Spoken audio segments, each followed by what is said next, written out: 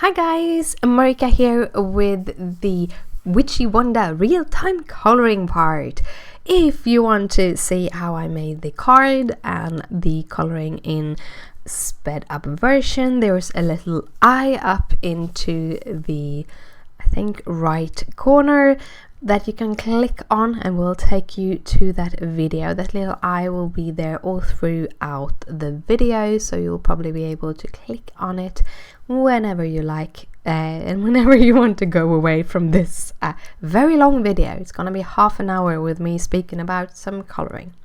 So well, this is Witchy Wanda. Witchy Wanda is a digital stamp from Make It Crafty. This is actually one of the older ones, and it's one of the first images that I've colored with alcohol markers. I joined in a challenge. I think it was like coloring a moon. It was way back when Make It Crafty had its own forum, and on that forum there was this coloring challenge that you can join in. This was before using Facebook, before all of that, so it's years ago. I had a lot of fun when I colored her the last time. Then I think I colored her with Spectrum Noirs because that was the alcohol markers I had then. Nowadays, because of internet, because of the easy way of ordering online, if I would recommend one trying out alcohol markers, try the Copic Chow.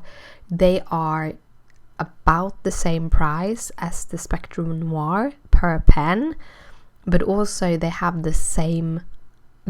less colors than the sketch markers, but it's the same colors. So if you then need to buy some extra, want some of the sketch colors, you can just add them to your collection. They are refillable and you can switch out the nibs. It's the same brush nib. The Spectrum Noir have a bullet nib, and you can get brush nibs for it. But with the cost of changing out the brush nib and everything, they will go on to a higher cost than what the Spectrum, the Copics do. So I love my Copics. I love the brush nib, especially love the brush nib. So that's why they are my favorite. For this little witchy, I am going to make her a happy little witch, so she's getting a very simple color scheme. I'm also giving her the go-to Caucasian skin color because, you know me, sometimes I'm lazy. And going to the same color, skin color, makes things easier because you know how the colors react with each other, and therefore it's easier to kind of figure out where to place the shadows and how much shadows you need. And as one of you actually commented a while ago, when you add alcohol markers to your paper, the lighter markers very often go up on darker than when they had dried down. So sometimes it can be hard to figure out how much to place and where to place it. And those times, these things that I do is I do swatches. So I use my Copic paper. When I print my paper and you print the images, I usually try to print a whole bunch, so I fill up an A4. But you always get small kind of pieces of the paper that you don't print on, that you can use later on to do swatches. Once I started to collect all of the offcuts when I cut around the images, but I get so much of it, so now I just throw it away, and then I use those kind of stripes that you get when you have cut the images down to squares to do my swatching on. And then I have my kind of go-to color schemes. I usually pick about the same colors and so on. Now for my little hair, I'm using a whole bunch of browns and oranges. So for the darkest color, I'm using the E18. The E18 is a very nice dark brown, and I have no clue what I'm doing right now. Apparently I just stopped color for a while. That happens. I usually cut these out, but I missed that I hadn't cut that out, and I'm not going back to doing that right now. But I'm using the E18 and I'm coloring small strands with it. Again, I'm doing that fun thing where I color the middle of the strands and not so much the sides of the strands with the darkest color. I will fill in the whole hair with the lightest color in the end, but starting at the roots, at every little kind of tie where you tie off. In this case, she has 2 cute little ponytails. And then I do it a little bit darker just where it meets, where the hair meets the ponytails. I also do it a little bit kind of darker on the bangs, at the bottom of the bangs, because they will kind of fold in on themselves towards her forehead. So you can do a little bit of darkness there, and then you do it from the roots of the hair and upwards, so she get kind of a light band across her forehead in the hair. That's kind of how I think about it when I'm adding it, and I'm trying not to get a straight band. Instead, I'm trying to kind of whisk them, zigzagging them in, because then you get a little bit more life in the hair when you do it. In this case, I'm using a whole bunch of different oranges. This is the YR16, which I really like. It's actually like very bright orange, but still somewhat muted. If you want to go for bright oranges, I would go for the YR with a 0 and then a number. The YR with a 1, that's when it starts to go towards a grayer scale. So that is a tip. The higher the first number is, the more towards the grayer spectrum it is. You can see this specifically on the blue violet 20s, because they are almost grey, because there are no blue violet 30s or 40s, I think. Don't quote me on that, but I think there isn't that many violets, and they are not the perfect colors. I usually don't color that much with violets, because the Copic violets, there are colors missing. They don't mix as well as they should. I don't get the colors I want from them, so I usually kind of use all the other colors instead. There's a lot of other colors, but the blue violets, the 20s, are gorgeous, and they blend wonderful, but they are very muted. When I finished the hair, I did her eyes, and I did them with a mixture of different browns. I wanted her to have deep brown eyes. I don't know if it's me having blue eyes, but I love brown eyes. I think it's gorgeous. People with brown eyes, they have so deep, beautiful eyes. I have just blue, and sometimes I really, really like them. Sometimes I don't, but yeah. But I really love people who have brown eyes. They usually look nice. People with brown eyes have nice eyes. I think it's because they're so dark. It looks like the pupil is much bigger, and a bigger pupil says being nice, while a tiny pupil says being evil. There is actually facts about that. It's not just me guessing. There is actually facts about that. If you have a look at pictures of foxes, most of the foxes have very, very teeny tiny pupils. And if you look at pictures of children, baby children, they usually have very big pupils. So, yeah. after I did that, I used some B63 on the eye whites, and now I'm working on her clothes. I'm using W's for it. I'm coloring kind of black, but I'm using W4 as my lightest, and that is a pretty light grey. But I have a little trick here, and I talked about it in my card video, but I'm going to talk about it here too, and that is when you're coloring black, when you have a piece that is next to another piece of black, like in those kind of buckles she has on her shoes, they are next to the middle part of the shoe and on the sides of the shoe, and to make them be separate from the rest of the shoes, I have actually left a lighter delimiter around all edges around that are towards the dark grays or the black areas. So I have it on the lower and on the upper corner and on the right corner. And on the right corner it's very natural because you will have the light source from the upper right corner that will hit it there.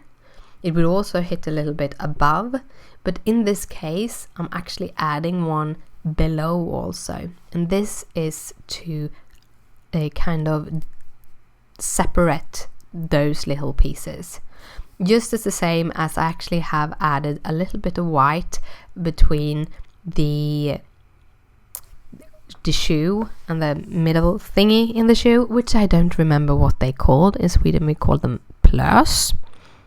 Yeah, you probably don't know what that is, but the middle thing that you have going when you tie your shoes, you always have something in the middle, so that thingy, I actually added some white between that thingy and the rest of the shoe just to make it delimiter there too, and I'm not going to leave it white. I'm going to color it with the lightest of the colors, which is the W4.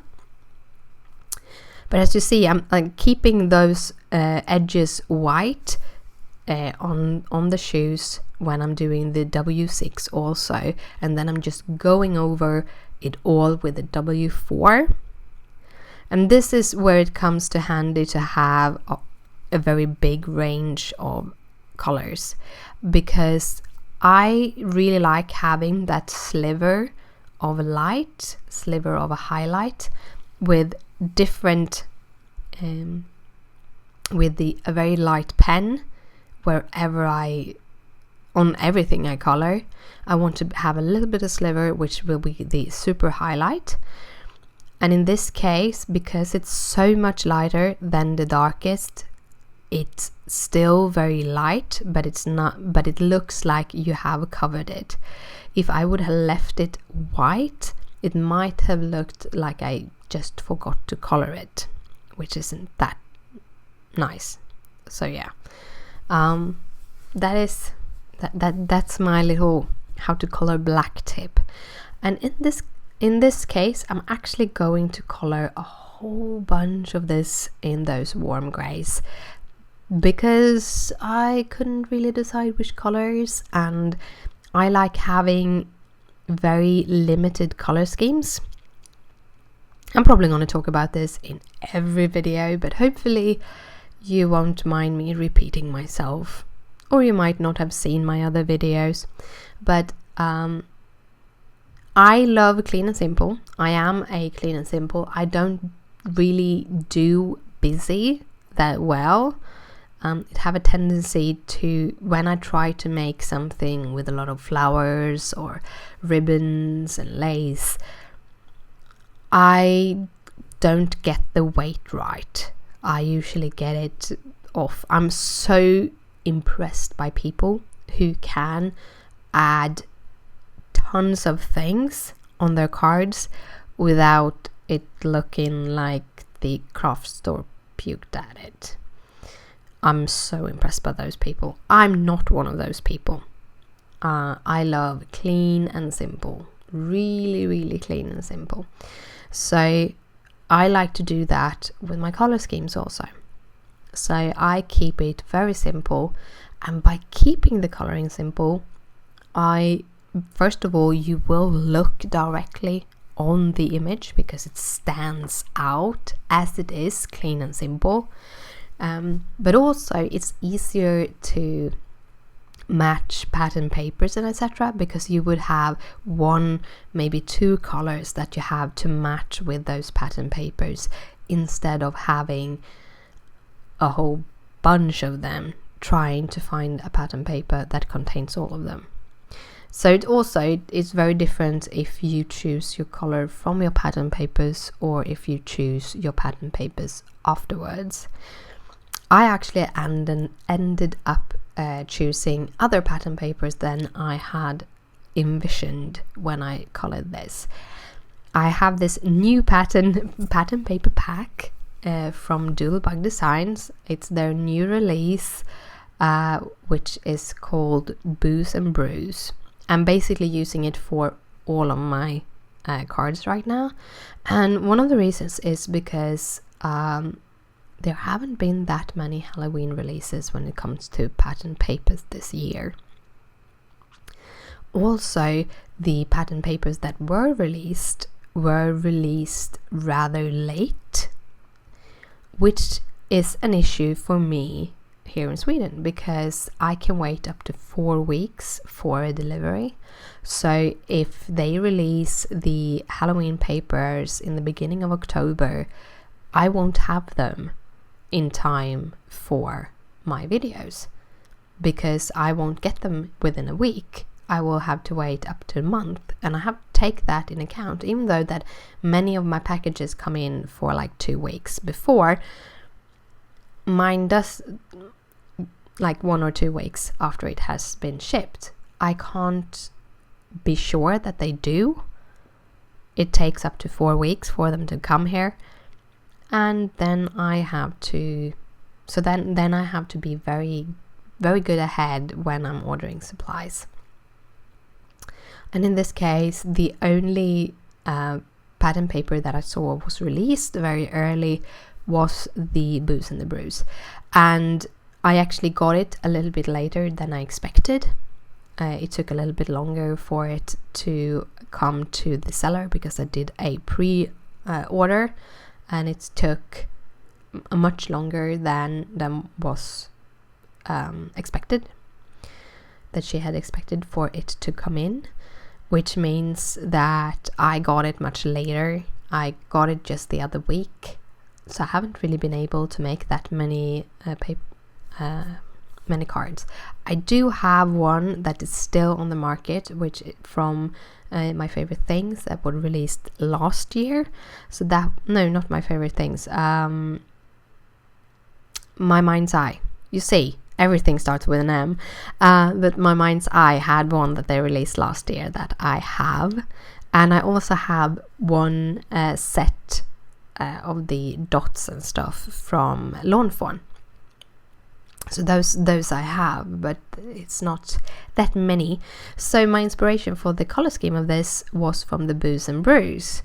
However, when I had finished color her, because she is so detailed as she is, the Booze and Brews were a little bit too busy.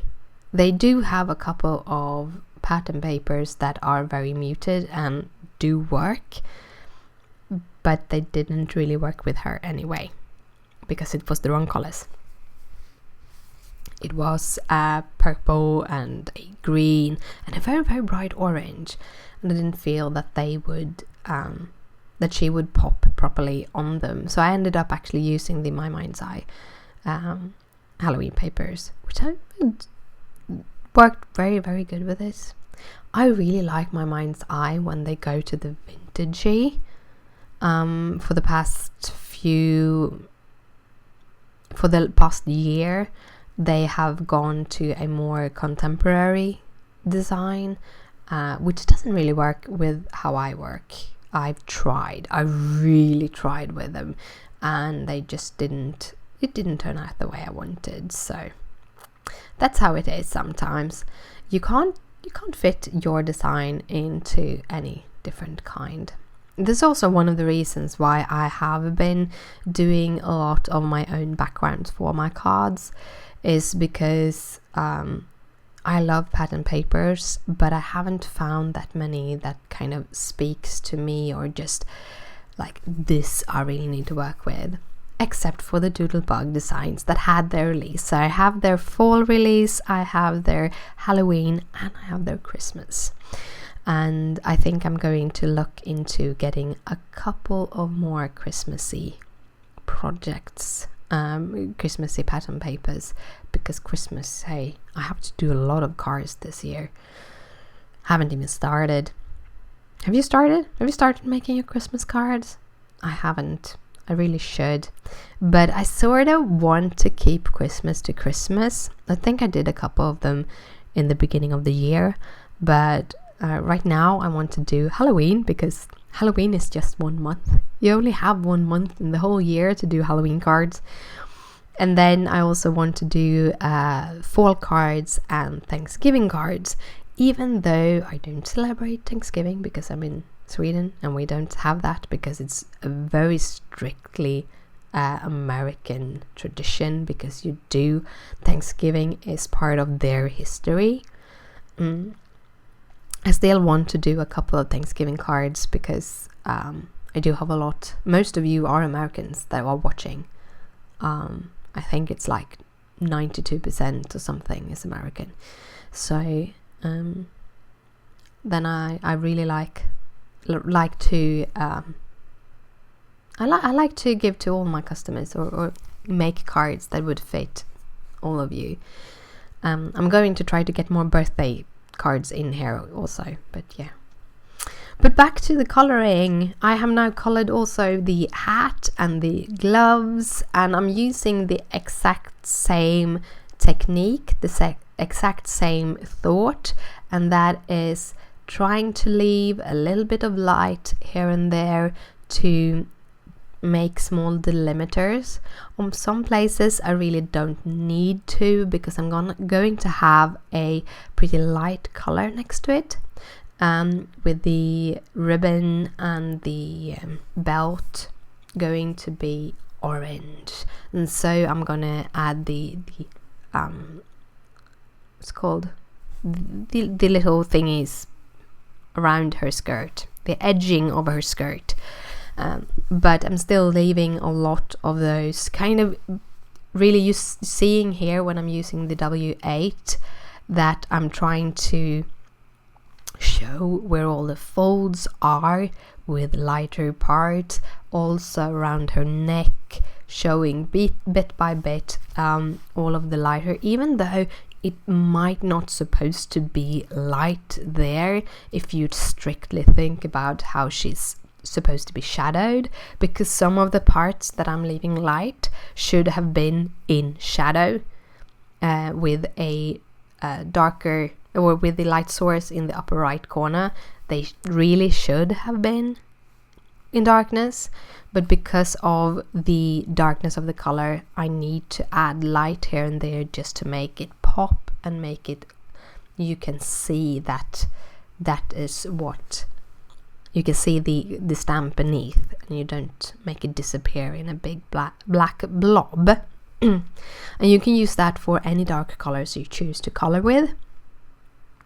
So even if you're using blue or green or anything, if you are going to towards the darker spectrum, I would recommend using that kind of technique to kind of show off the stamp a little bit better.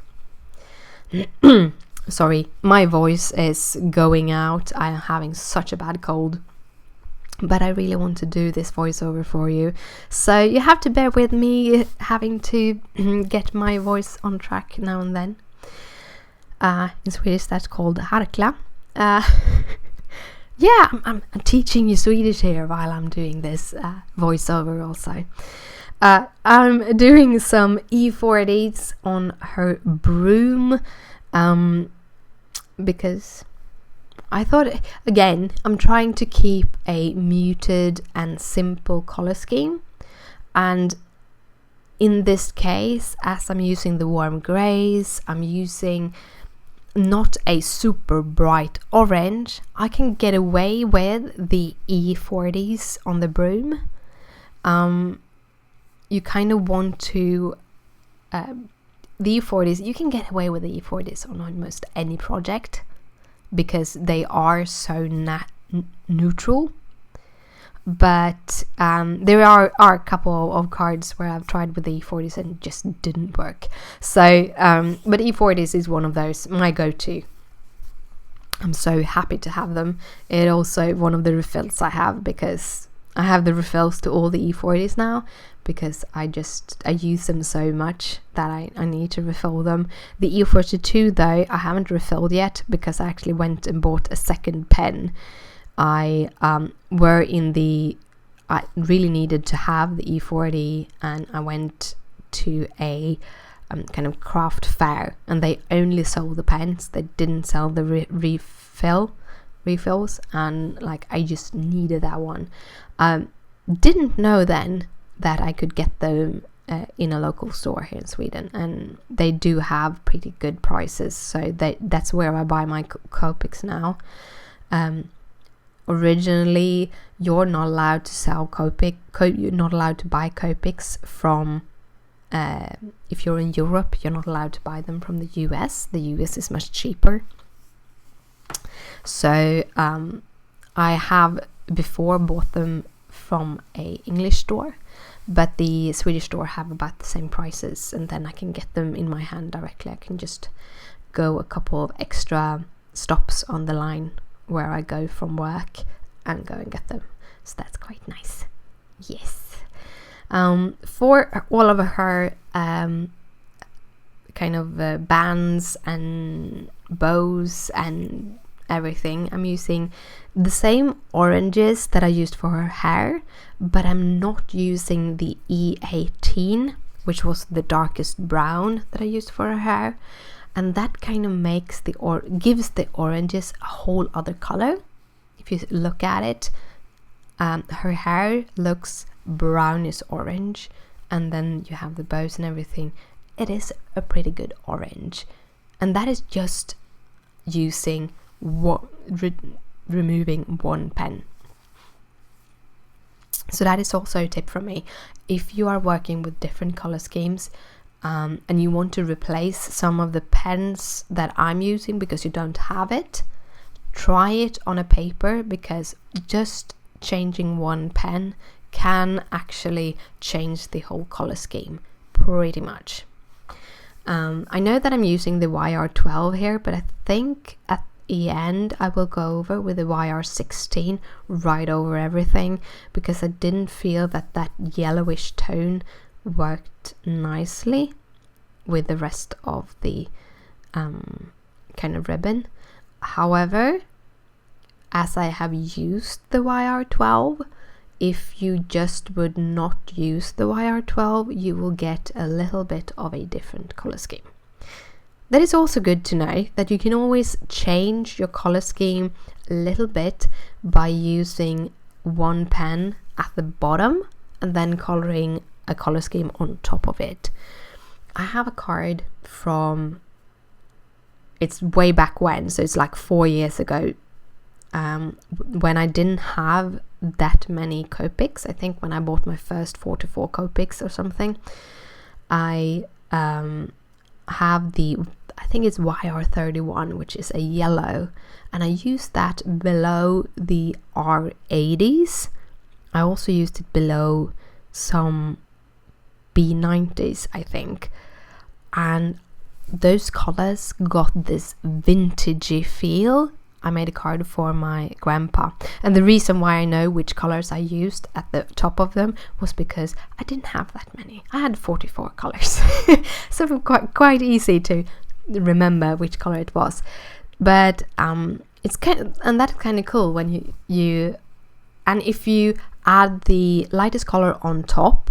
One of the things is that you can get a little bit of a mottling effect on your colors, on the darkest colors, because the lighter colors have more alcohol in it, and the alcohol will kind of push down the darker colors, and it doesn't push as much everywhere. It's very hard to get a perfect solid coloring, and therefore you will get kind of a mottling effect. But if you add the lighter effect on the bottom, that would kind of make it less mottled. But yeah, that was the coloring for today. I hope you liked it and all my tips, even though I didn't talk that much about the coloring of the image. Here are 2 other real-time coloring videos, and thank you so much for watching, and I'll see you later. Bye!